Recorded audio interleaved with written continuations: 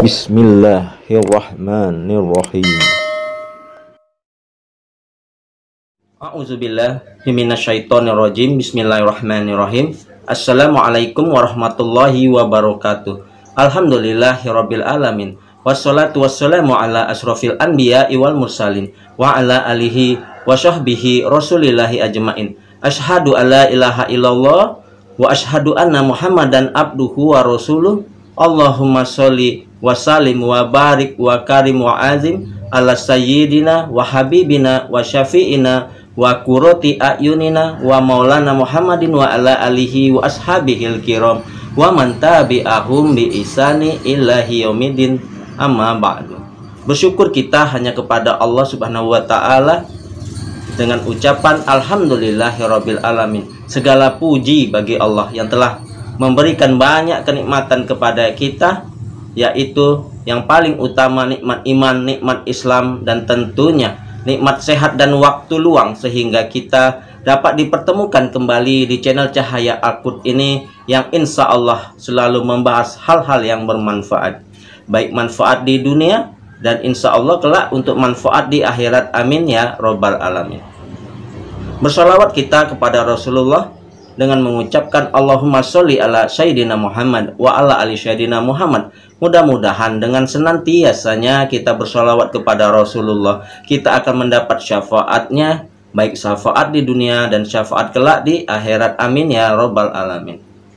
Sahabat, para pemirsa channel Cahaya Al-Qud yang dimuliakan, yang dirahmati dan dicintai Allah tentunya, dimanapun anda sekalian berada, saya doakan semoga hari ini anda semua selalu dalam keadaan sehat walafiat, selalu dalam keberkahan, selalu dalam kenikmatan, selalu dalam lindungan Allah Subhanahu wa taala, selalu dalam kemuliaan, selalu dalam kejayaan, baik kejayaan kemuliaan di dunia dan insya Allah kelak di akhirat.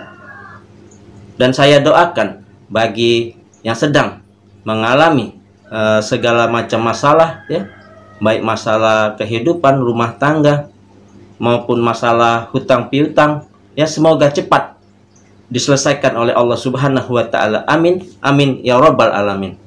Sahabat channel Cahaya Al-Qud yang dimuliakan Allah, pada perjumpaan kita kali ini, ya, saya akan membahas bagaimana caranya, ya, mendatangkan keajaiban pada diri kita, ya, yaitu cara yang sederhana untuk mendatangkan keajaiban, ya, pada kehidupan kita. Saudara-saudaraku yang dimuliakan Allah, ya, keajaiban itu akan terjadi, ya, bagi siapa saja yang percaya, ya. Keajaiban itu akan datang bagi orang-orang yang percaya, ya.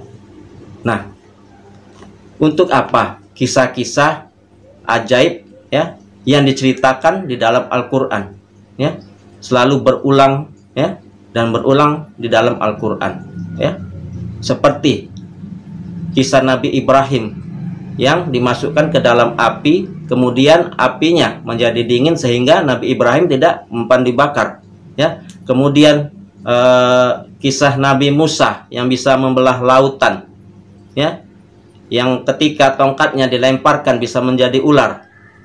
Kemudian kisah Nabi Sulaiman, ya, yang bisa berbicara dengan berbagai macam hewan, yang bisa menaklukkan jin, bisa menaklukkan angin, ya, bisa mengendarai angin. Dan kemudian lagi kisah Nabi Daud yang bisa melunakkan besi, bisa membekokkan besi, ya. Kemudian kisah Nabi Isa yang bisa mengobati orang yang buta, bisa menghidupkan orang yang mati, ya. Kemudian Nabi Isa membuat burung dari tanah, kemudian diterbangkan dan menjadi hidup. Dan kemudian lagi kisah Rasulullah Nabi besar Muhammad Shallallahu Alaihi Wasallam, ya, yang bisa membelah bulan, ya, yang kemudian dari jari jemarinya bisa mengeluarkan air susu, ya.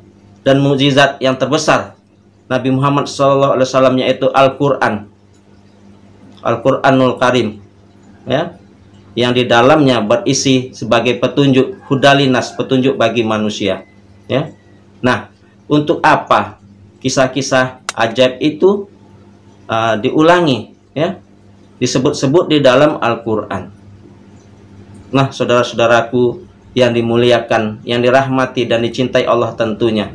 Kemudian ada lagi, ya, kisah Maryam, ya, di dalam surat Ali Imran ayat ke-37, ya, yang berbunyi, kullama dakhala alaiha Zakariyal mihrab wajada indaha rizqan qala ya Maryamu anna laki haza qalat huwa min indillah innallaha yarzuqu may yasha'u bighairi hisab, ya, yang artinya setiap kali Nabi Zakaria masuk menemui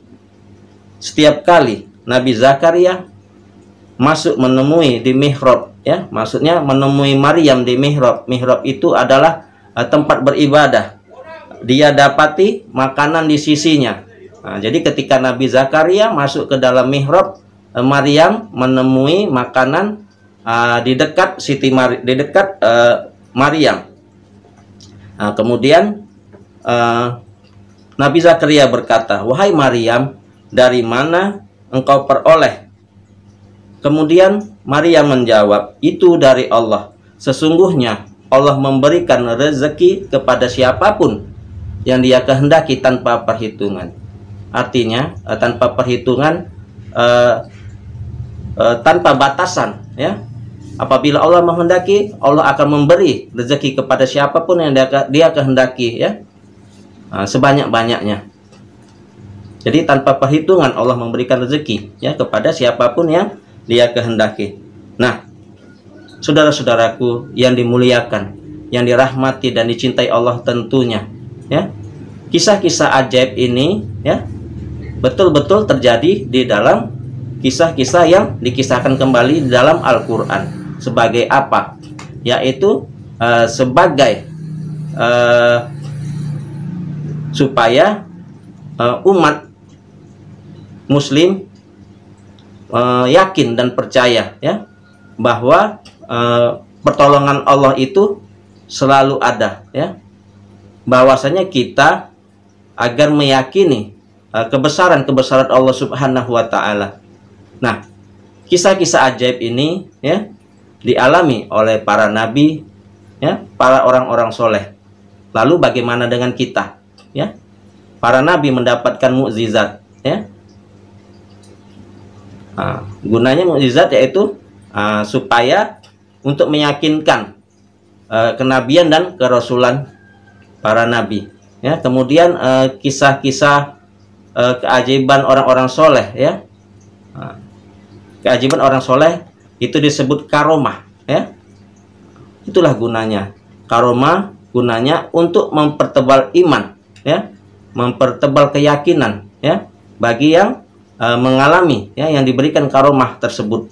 Kemudian bagi kita orang-orang biasa, ya, itu kita diberikan yang namanya maunah, ya. Maunah itu juga keajaiban yang terjadi kepada orang-orang seperti kita, ya, tentunya orang-orang muslim yang beriman. Maula ini, ya, adalah pertolongan dari Allah, ya. Jadi mauna ini pertolongan dari Allah, ya, keistimewaan yang diberikan kepada hamba-hamba Allah yang taat kepada Allah, ya. Supaya apa? Supaya hamba-hamba Allah yang menjalankan kewajiban kepada Allah, ya, yang berikhtiar, ya, yang berdoa kepada Allah agar semakin yakin, ya, atas karunia dan kebesaran Allah Subhanahu wa Ta'ala.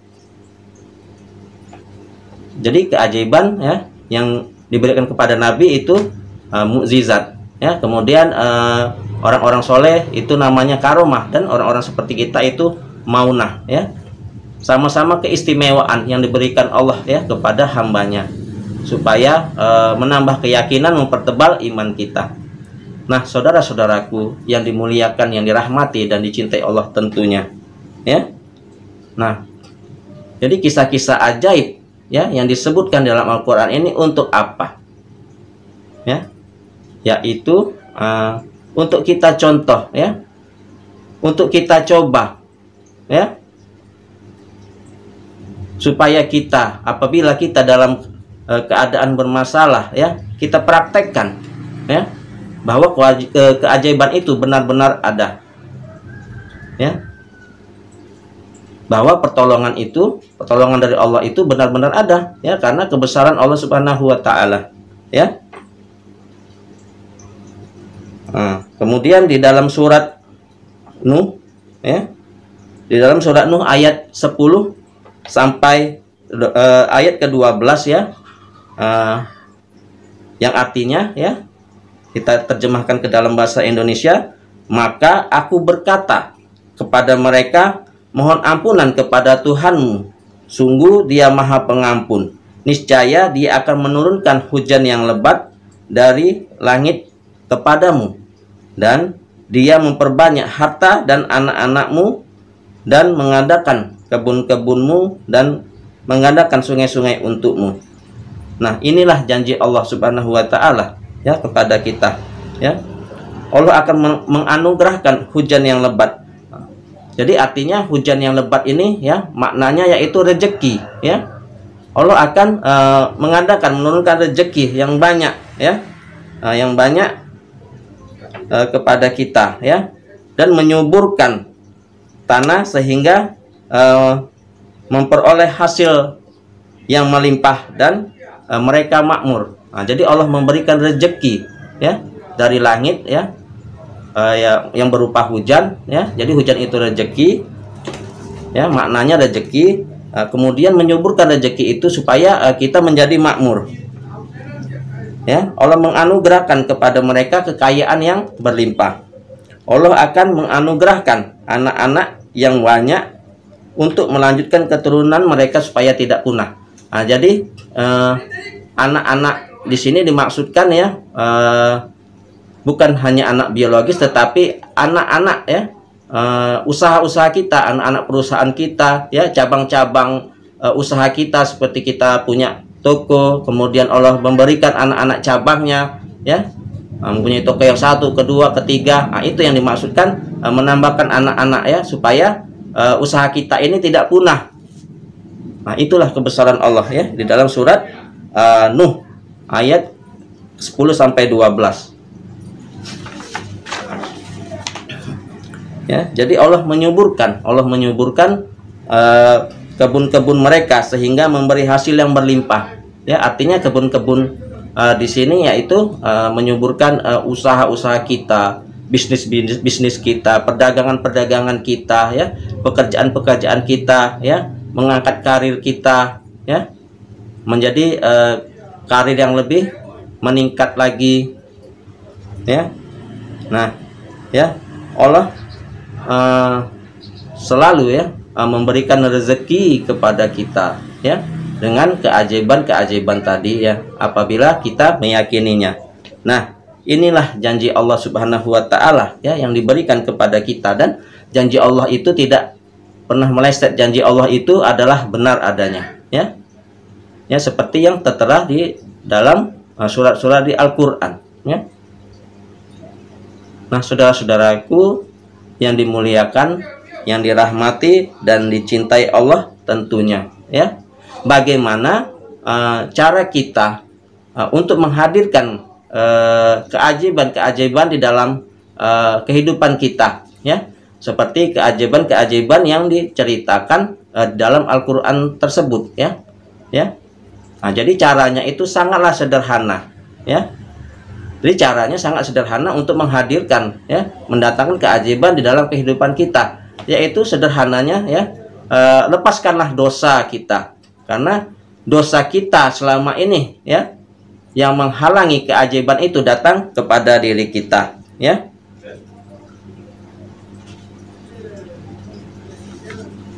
Nah, ya, jadi dengan kita melepaskan dosa kita, ya, mudah-mudahan keajaiban terjadi kepada diri kita, ya, sebagai rahmat dari Allah Subhanahu wa taala. Nah, saudara-saudaraku yang dimuliakan, yang dirahmati dan dicintai Allah tentunya, ya. Jadi untuk apa kisah-kisah ajaib ya yang dicontohkan Allah di dalam Al-Qur'an yang pernah terjadi ya, dikisahkan dalam Al-Qur'an, yaitu untuk kita praktekkan, untuk kita coba ya. Apabila kita menghadapi kesulitan ya, maka pertolongan Allah Subhanahu wa taala itu akan datang. Nah, saudara-saudaraku, yakinlah ya. Yakinlah, marilah kita lepaskan dosa kita ya. Kita tinggalkan dosa kita, kita hapuskan dosa kita ya. Jadi di dalam surat Nuh tadi ya, kita disuruh melepaskan dosa kita ya, agar rezeki diturunkan oleh Allah kepada kita, agar keajaiban itu hadir kepada kehidupan kita ya. Nabi Muhammad SAW bersabda ya, telah aku tinggalkan dua perkara ya, agar kamu tidak tersesat ya di dalam menjalani kehidupan ini, yaitu Al-Quran dan hadis sunnah Rasul ya. Al-Quran adalah sebagai petunjuk, hudalinas ya, sebagai petunjuk kepada manusia, dan sunnah Rasul ya sebagai tuntunan ya, hadis-hadis Rasulullah sebagai tuntunan dalam menjalani kehidupan ini, supaya kita tidak tersesat di dalam menjalani kehidupan. Nah, saudara-saudaraku yang dimuliakan, yang dirahmati Allah tentunya, kesimpulannya ya, cara yang sangat sederhana untuk menghadirkan keajaiban di dalam diri kita, yaitu dengan kita melepaskan dosa kita ya. Bagaimana cara kita melepaskan dosa kita? Yaitu dengan memperbanyak memohon ampunan kepada Allah Subhanahu wa taala ya, beristighfar, memohon ampunan kepada Allah. Dengan Allah mengampuni kita ya, maka akan dosa-dosa kita akan hilang, akan kosong, sehingga kecintaan Allah akan datang kepada kita ya, sehingga keajaiban-keajaiban pertolongan Allah akan datang dalam kehidupan kita. Nah, saudara-saudaraku yang dimuliakan, yang dirahmati dan dicintai Allah tentunya ya, mungkin pertemuan kita yang singkat ini ya sampai di sini dulu. Mudah-mudahan apa yang saya sampaikan ada manfaatnya, yang benarnya datang dari Allah, yang salah adalah kesilafan dan kekurang tahunya ilmu pengetahuan dari saya. Kepada Allah Subhanahu wa taala saya mohon ampun. Sampai jumpa ya di video-video channel Cahaya Akut yang berikutnya, yang insya Allah bermanfaat dari dunia sampai ke akhirat. Amin ya robbal alamin. Subhanakallahumma wa bihamdika asyhadu alla ilaha illa anta astaghfiruka wa atubu ilaihi. Wassalamualaikum warahmatullahi wabarakatuh.